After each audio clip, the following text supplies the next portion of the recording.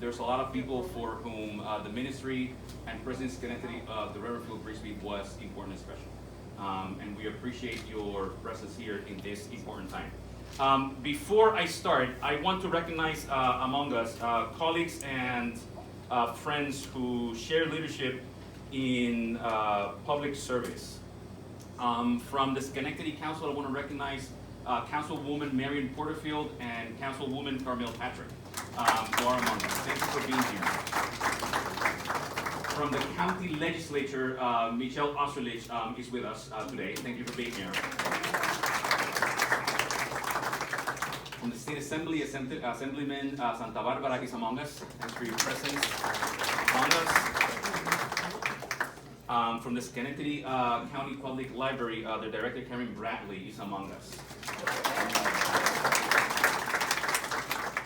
Of the Schenectady City School District, their President, Ms. Kathy Lewis, is among us, and so is Jamaica Miles, one of the board members. And of the Hamilton Hill Neighborhood Association, their President, Ms. Marva Isaacs, is among us. And there are other people that are important to the ministry of Schenectady Community Ministries that we're going to be hearing in a minute.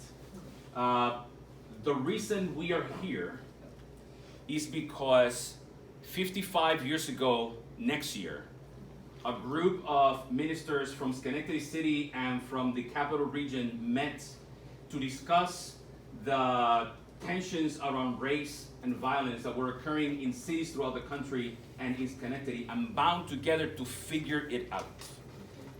They called an urban agent to lead that work, and we're going to hear about that in a minute.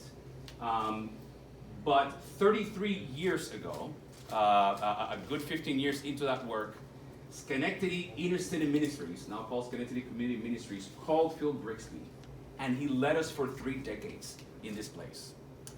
We're going to hear soon from Jan Grigsby, Etehuisi's wife, but I'm going to share with her now and with everybody here that I look forward to the opportunity to sit down with Phil again, who's been gracious in my coming here as executive director, to ask him what was it, if there was anything intentional in his mind, that led him to think that working initially for children and youth and the elderly, which was the initial purpose of the Schenectady Inner City Ministry, to move into food security, to make food justice and food security our peg in the ground of this city and this county, the thing.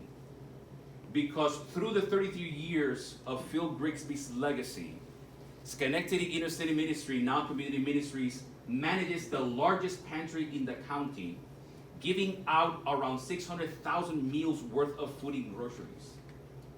We are also managing almost 2 acres of urban farmland in a community-based operation. We're also feeding youth and children throughout Schenectady County this year at the tune of 57,000 meals. A lot of that was because of Phil's leadership, and that is why we're here today.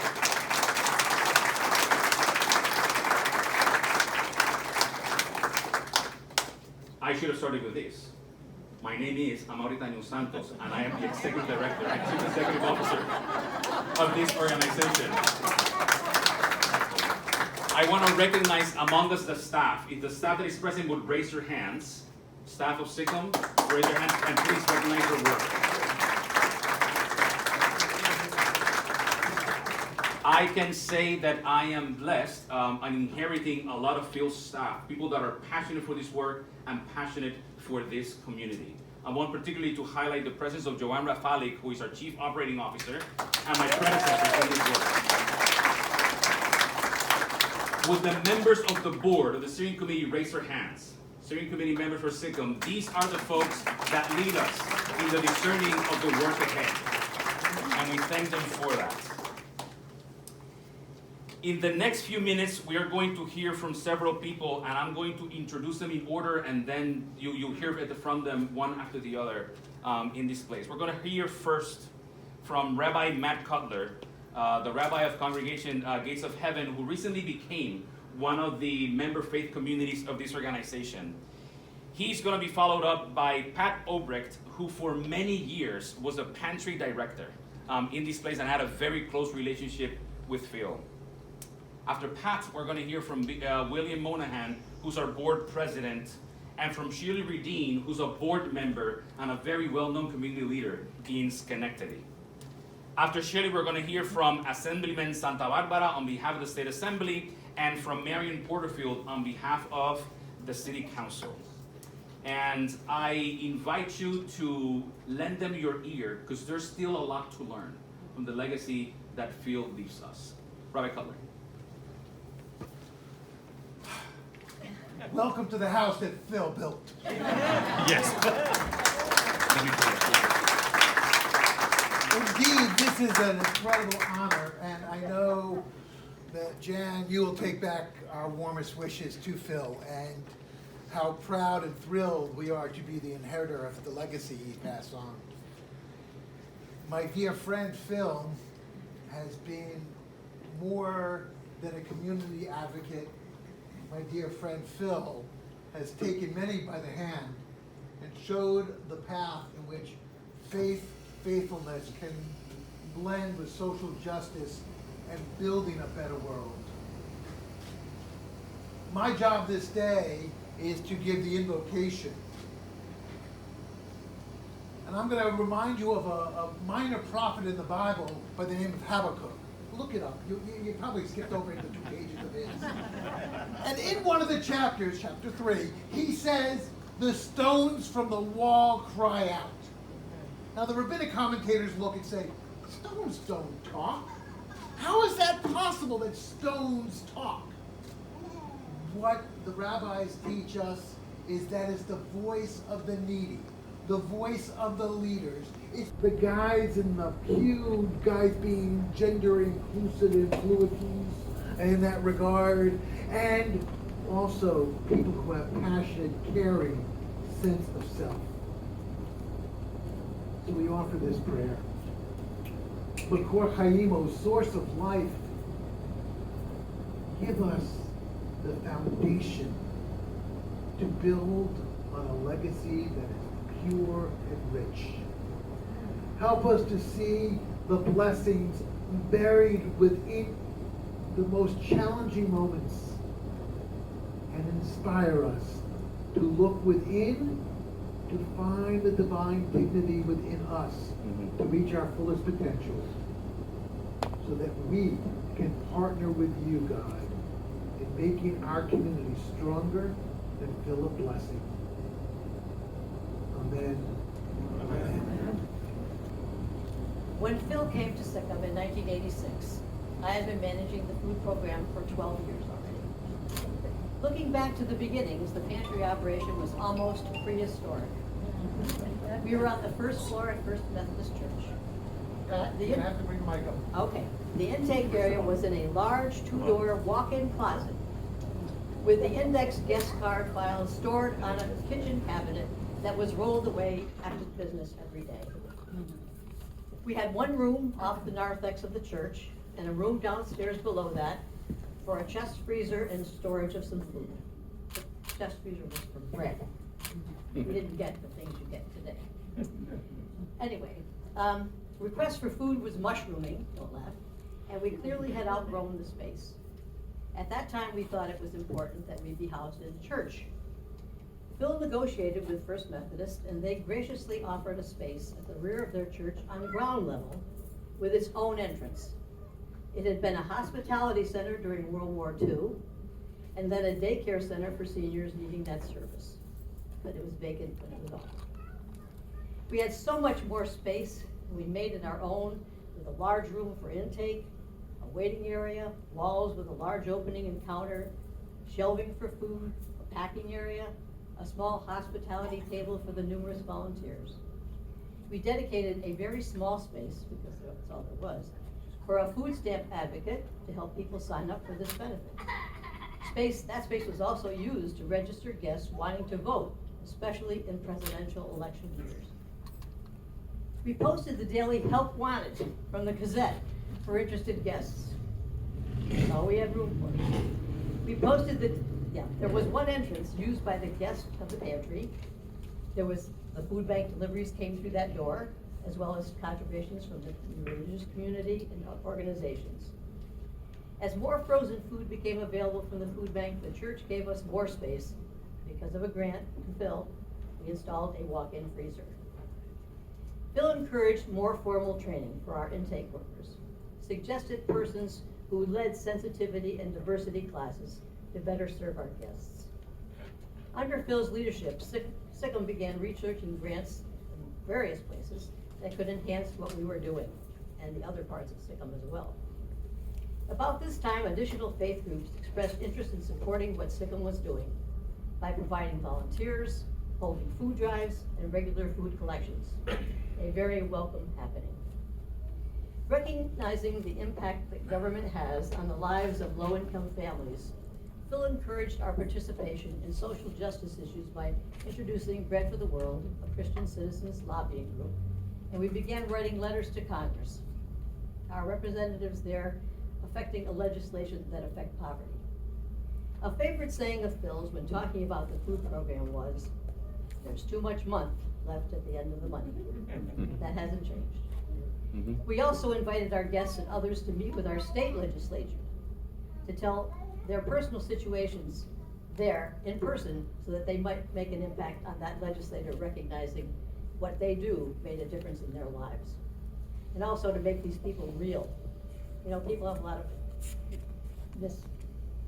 thoughts about who these people are that need food. And they're surprised sometimes to hear their stories. The move to Albany Street in 2007 helped the SiCM food program come into the 21st century with the development of space for so many multiple services. Phil had a vision for SiCM, and his possibility thinking has made today's celebration a reality, a fitting tribute to him. Good afternoon, and on behalf of the steering committee, I'd like to welcome everyone here today. Thank you for coming out. Today we are gathered to celebrate an extraordinary individual that to his core is all about caring, nurturing, and providing hope to others, one meal at a time. An individual for his entire life had a vision and wanted to make a difference. We celebrate Reverend Phil and his vision, the vision for SiCM, the food pantry, for every program that he started at SiCM, for our new community hub. These are all are being showcased here today, and for that reason, we honor him. The thousands of meals that he provided, the comfort, the warmth that he shared, the groups of people that he brought together. Throughout many years, Reverend Phil was way ahead of his time, a true innovator and a visionary, understanding that opportunity and hope were the key to one's future. George Washington Carver said, "Where there is no vision, there is no hope." Today, this center is all about hope, providing a vision of hope, not only to the patrons of the food pantry, but serving as the centerpiece of hope to this community. Because of his vision, Reverend Phil's hope and his legacy will live as a pillar in this community forever. Thank you. 30+ years ago, a gift came to Schenectady. Guess I should take this off, it would help. Yes, yes. In case you hadn't heard, 30+ years ago, a gift was given to Schenectady. A gift arrived in the person of Phil Grigsby. This gift, Phil Grigsby, envisioned a community caring for community. A community, a gift that was willing to be a voice for the voiceless, while providing means for the voiceless to find their own voices. A gift whose collaborative efforts allowed for fledgling ideas to take flight. This is the person that I have been honored to work with and dream with. Phil, thank you for your most precious gift. Thank you. Thank you. Thanks. I think all the speakers were just absolutely wonderful. We should give them all another round of applause. The heartfelt words. Really touching moment. Thank you. Thank you to the board. Thank you to the staff that does so much work for our community, work that's inside this building and outside this building. Thanks for all you do. I think it's great. As was mentioned, 3 decades of work. That's a lot. That's a lot. That's a very long time. And Reverend Grigsby's dedication, his commitment, his passion. I think we all know that, and it's wonderful that we're sharing that today as we honor him with today's renaming. And I think it's important for our community to come together, acknowledge why it's important that we have food pantries like this, with Schenectady Community Ministries. We have organizations like this. Through the pandemic, we saw just highlighted how important it is that we support our community, that we support one another. And it's great to acknowledge all of our accomplishments, but we also take a step to realize that there's so much more to do. Our community needs to support organizations like this and throughout our community in order to be successful. So I'm very pleased to join all of you to celebrate this day, to highlight a wonderful, wonderful career. I've spoken to Reverend Grigsby many times at many occasions. Always has the right words, has the passion, and you can just hear it that this is something he was born to do, to lead us. And going forward, I wish you all success, and I'm pleased to be here to support all of you. I do have a citation that I'm going to present to mark the day, so that when we look back, I will do that now. So I will present that now, and I guess I pass this off to you. Sure. Okay. All right. Thank you. Thanks, everyone. Thank you. Good afternoon. First of all, I want to say thank you for the opportunity to participate. I'm quite honored to be able to be here and to just share some things about Reverend Grigsby. On the piece of paper that announces, that says, who I am, councilwoman, but I also want to add to that, I'm also a former employee of SiCM. Many years ago, worked with Pat Oberg as a food stamp advocate. And so, as I began to think about the years that I've known Reverend Grigsby and the role that he's played in not just my life, but in this community as well, a lot of the things that I know today, my work in, first it was in the nonprofit world, and then now my work still in the community, but in a different capacity. There were so many things I learned as I worked with Reverend Grigsby. And so, on behalf of the city, we want to just say thank you. And my colleague is here as well, Carmel Patrick. And we're always honored to be able to provide funding when funding is asked for, to be able to continue the work that Reverend Grigsby put his heart in. Mm-hmm. You saw him at so many things. He was there all the time, including city council meetings, advocating, and what I'd like to say, he took no tea for the fever. He said what he had to say, and you were clear what he meant when he left. Always appreciated that about him. Always. And as I think about how did I meet Reverend Grigsby, I'm going to say it was through my mother and her work with SiCM. Mm. And so it's a relationship that continued not just in the work in the community, but as a friendship as well. And even though he did a lot of work that had to do with SiCM, he did community work as well. Yep. And one example that I want to give you is that directly across the street, there were folks who wanted to open a liquor store. We thought, not a good idea. And Reverend Grigsby pretty much took the lead on that. We ended up going over to the SLA in Albany and testifying and saying, no, this isn't good for our community. Food pantries we need. Liquor stores, not so much. So Reverend Grigsby has just given so much to this community, to this city, and thank you to his family, because when someone gives that much time, then the family has to be in agreement with it as well. That's right. And maybe there's times that he missed meals and things because he was out doing things. So there's just not enough words to say thank you for all that he's done, or to even encapsulate all the work and time that he has put in this community that has made this place here today. And SiCM has moved around from place to place, but one thing I can say in that is that the work continued seamlessly. There was never a stop in services. Well, stop while we, change or build, or that did not happen. Just continued, and people continued to give. And thank you to all the volunteers over the years, that because SiCM relied on volunteers a lot, but people came and they continued to give and continue to give, and still continue to give that. And so I just, again, want to say thank you to Reverend Grigsby for all that he has done, is done, the legacy that he has left with this, is leaving with this city, with this community. And we miss the fact that he's not here from a day to day, but we know that his spirit is here. Indeed. In all that he has done. Mhm. So thank you very much. Thank you.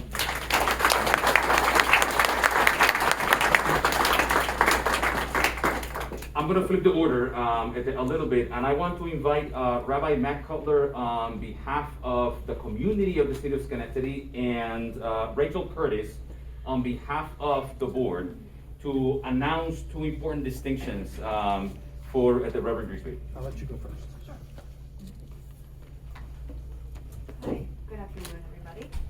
So in 1966, a group of city and regional church leaders gathered to discuss the needs, issues, and opportunities of service to the city of Schenectady. These dialogues, spearheaded by the Christian, Protestant, and Catholic leaders, sought to address racism and discrimination, to focus on urban ministry, and to discern a clear desire for hands-on ministry. The intention from the beginning was to come together as a cooperative to resource the religious presence in Schenectady for an intentional and committed presence for the betterment and well-being of those that live and work in this city. And so when these congregations and regional bodies came together, they needed a person to head this initiative. And that person's title was Urban Agent. The structures changed with the times, and so did the title. So Urban Agent became Executive Director, but Reverend Phil was termed Urban Agent initially, and he always led with both titles, Executive Director of Schenectady Inner City Ministries, and as well as Urban Agent. So, in honoring his legacy and contributions to SiCM, the Assembly as well as the steering unanimously voted Reverend Phil as Urban Agent Emeritus. And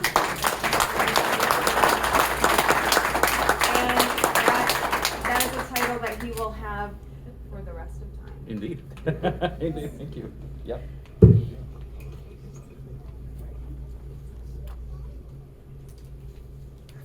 What I would like to do, I stand here as a representative of a great part of the community.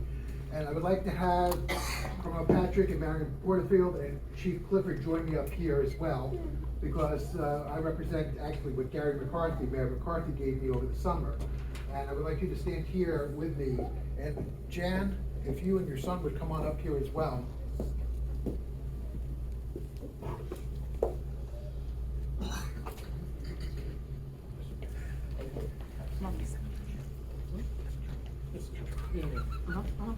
When Reverend Grigsby retired,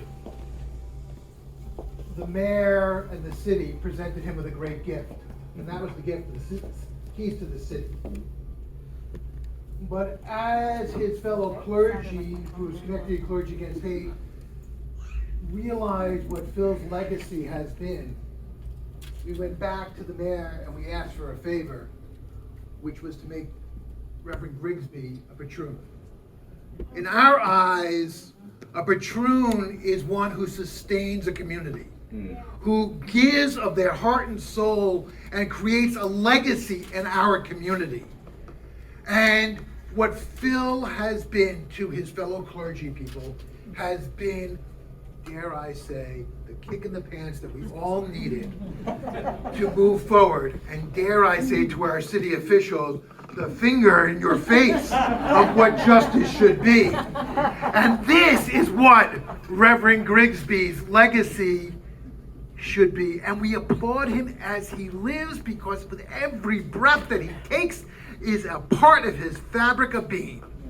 So, on behalf of the mayor and of the city council and all city employees here, we bestow the greatest gift the city could offer, that of patroon, a really, really good soul.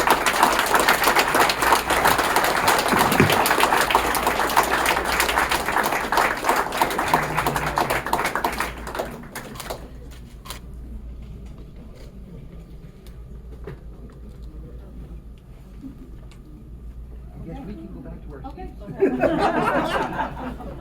I'm gonna ask the Reverend Peter Carmen to come up, and behind him, former board presidents of SiCM. If y'all can come here with Peter for this motion. And current board.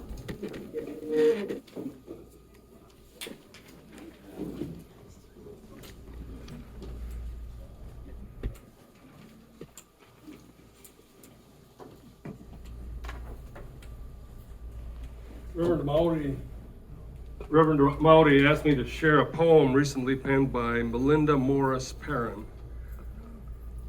Some hero, it says, entitled A Quiet Hero, and it's for Phil Grigsby. Some heroes save a child from a burning building. A quiet hero makes sure that the child is fed. Some heroes hit a grand slam and save the game. A quiet hero saves families and neighborhoods. Some heroes explore new worlds. A quiet hero expands others' horizons. Some heroes fight wars. A quiet hero fights injustice. Quiet heroes rarely grab headlines, but they deserve our admiration and our praise. Confident that they can make a difference, they see what needs to be done, and they do it. Quiet heroes are all around us. Phil Grigsby is a quiet hero. With enough quiet heroes, we can save the world. I'm just so glad that we're here today naming this pantry in honor of Reverend Phil Grigsby. We're embracing the enduring vision of an activist as a kick in the pants and a finger in the face. And actually, I don't think that Phil reserved any of those things for anybody in particular. And it's a sign of Phil's integrity that we're all here today, because he was somebody who could speak truth as he knew it to you, and you might not like it at the time, but there was respect at the end of the day. Phil Grigsby has taught us that we must not separate justice from service. That's another Phil mark. And the mission of this organization is not, this SiCM organization, not just to bridge gaps, but to address the fundamental inequities of a society divided by race, by wealth, by history, by hunger. And Phil has been unflinching in calling things what they are. He has been unwavering in naming injustice. He has brought a creative entrepreneurial spirit to finding solutions. Phil has stayed the course. So Phil is still staying the course. And as we unveil this plaque, I ask that we each commit ourselves again that this naming both honors the past and also shapes our future. There are plaques that are just pieces of history, but with this one, when faced with risky choices, let us recall Phil's spirit and proceed faithfully towards what's right for this time, now. In the words of an old social gospel hymn, new occasions teach new duties. Time makes ancient good uncouth. They must upward still and onward who would keep abreast of truth. When tempted to compromise the quality of our service or the inclusiveness of our humanity or the justice of our positions, let us come down here and look at this plaque and say, no, sorry, we cannot settle. Let us look at this marker to remind ourselves that we are fed by and sustained by a more nutritious vision, a more satisfying summons. Like Phil, let us be too tough to settle, too loving to compromise, and too ornery to give up. If we embrace, I'm so glad you used the language of vision. If we embrace Phil's broad vision and strong example, we will get controversial, some more, but there's more important things than that. We may run short on money from time to time, but we will find more. We may get fearful, but we won't give up the vision, nor dishonor the path marked by our beloved former director, the Reverend Phil Grigsby, who is and remains an enduring prophetic witness to love and mercy, justice and truth. And now I've talked long enough. I'm sorry, I just could not do it. I think we owe it to Phil. And Shirley, you're really conveniently located right here. Is that good or bad? Oh, it's very good. And Bill, you're right over here. And I understand that we can unveil this by just pulling it down. So why don't the two of you, on your mark, get set. You're doing it, Shirley. I'll hold your hand so you can pull it down. Thank you. On your mark, get set.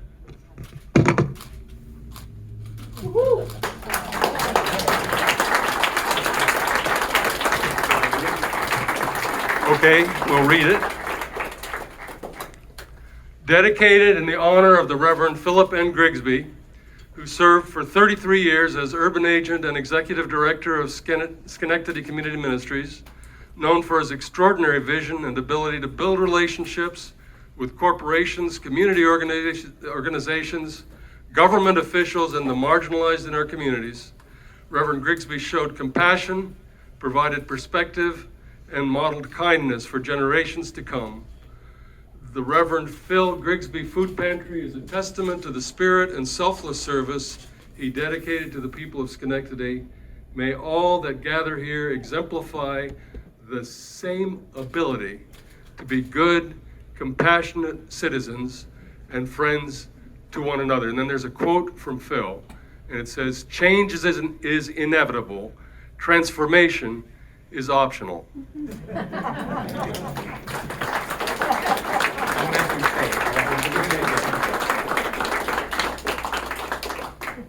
And flanked by former presidents of Schenectady Community Ministries, it is my honor to welcome Jan Grigsby, Phil's wife, to share some remarks. Well, it's my pleasure to be here, I guess. This is, I lived with this man for over 52 years, so, I mean, maybe I know some things that he didn't share with you guys, but anyway, it was a good ride so far. So yeah, I'm here representing Phil, and many of you know why he's not here, that he, let me not fall apart. He retired, you know, a year and a half or so ago, and we had great plans to downsize and move somewhere and all that, and the pandemic hit and lockdown and all that good stuff. But then at the end of that year, he began to realize he was getting weakness in his legs and underwent a bunch of tests and endless tests, and finally diagnosed as having ALS. Lou Gehrig's disease. Many of you may know something about it. It's horrible. And it's not, he doesn't deserve it, nobody deserves it, but what you've all described, Phil being somebody who was always there, dedicated, giving of himself all the time, and he somehow did make room for family. We were a pretty patient bunch, right, Christopher? It's just not right. He's now bedridden, and he can barely speak, only a whisper. So I tried to talk with him about, what do you want me to say today? And he gave me a few words, but mostly this is me. First off, that he is incredibly, incredibly honored by what you're doing today. It's just, yeah, he's just blown away by it. And thank you, thank you. Over 3 decades, it's been a great ride. There were ups and there were some downs, but the great thing was having people stick with it and keep on keeping on and all that good stuff. And he is so grateful. He started to talk about the many great people that, given how he was barely able to whisper and I was feeble at understanding the whisper. I only got a short list of names. Somebody I didn't know, maybe you guys do, apparently was involved at the very beginning of the pantry, Rosemary Melius. Yes. And then, of course, Pat and Bob. I don't need to tell you their last names, you know Pat and Bob, everybody knows Pat and Bob. And then Jim Bernard, and I think he said Shelley Ford. And then I gave up trying to understand what he was saying. I said, I'll just tell him this is what I could get, and that there's so many more of you out there. It's just, and the things that y'all have said this afternoon are exciting to me, and I'll share this with him. It's exciting to think that his vision that he pursued so doggedly for so many years, even before we moved here to Schenectady. Some of you know he directed crop walks when we lived in Charlotte, North Carolina, and he made the Charlotte crop walk the largest one in the country. I mean, the guy just has gifts. And I had no idea when I agreed to marry him, so. But it's very exciting. Those of you who want to follow what's happening and whatever, I set up a Caring Bridge site you may be familiar with. Just look for Phillip Grigsby, and remember it's got 2 L's. Did you guys spell it right? You did. But so that's all I want to say is thank you so much. God bless you all. And what is this? Are we at 50 years now with this? 55. Okay, here's to another 50 then. I don't think either Phil or I will be here, but he sends his love, he sends his best, and thank you. Jen, on behalf of the board and of a thankful city and county, thank Phil on my behalf. Yep. Thank you.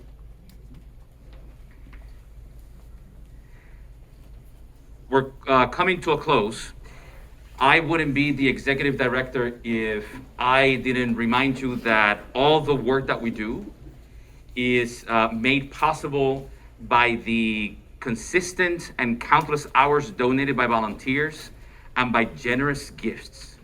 If you want to volunteer, it's a matter of writing to volunteer@SiCM.us, and you will get our outreach associate, and she will tell you when, where, and how. If you can give of your financial gifts, SiCM.us/donate is the way to do that.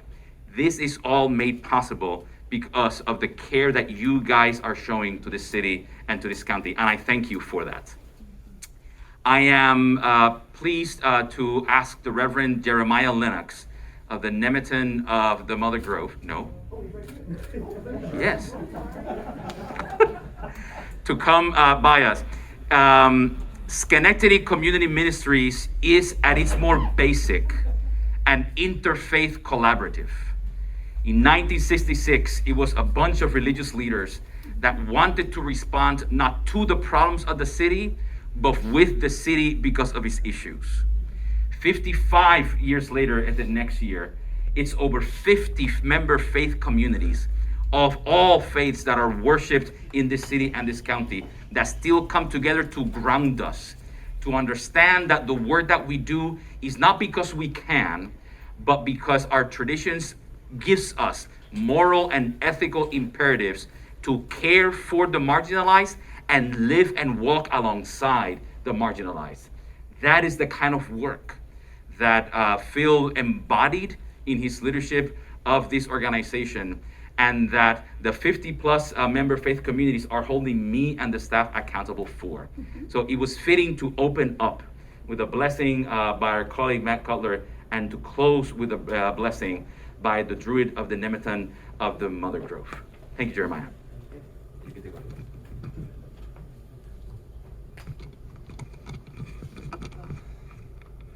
Heavens, I do apologize for my tardy arrival. The worker priest movement is an interesting thing. I have not had the pleasure of knowing Phil deeply well. I have, however, had the deep pleasure of learning from his example. In our tradition, we view the role of the cleric as to bring inspiration, That is the primary duty first and foremost, to kindle and nurture that spark of creativity and compassionate abundance within our hearts. And Phil has done that with deep dignity, grace, compassion, and beauty for far longer than many of us deserve. So with that, may we center ourselves in this moment. May we feel the firmament of this building beneath our feet, this place which has fed so many. Hail to thee, O Mother of Abundance. We who draw the mineral of our bone, the water of our blood, the very air that we breathe, that makes us one, though many. We stand rooted in place here to honor one who has inspired us, who has nurtured us, and who has given us an example upon which to live. May we step forward into tomorrow to continue forward that small spark of inspiration that Phil has brought into our lives, and may we journey forward with it, carrying it with hope, grace, dignity, joy in our hearts, and step forward together, as many people united as one. Hail to the Spirit that rests within all of our hearts. Ita est. Thank you everyone for coming, and we're done with the program. Thanks.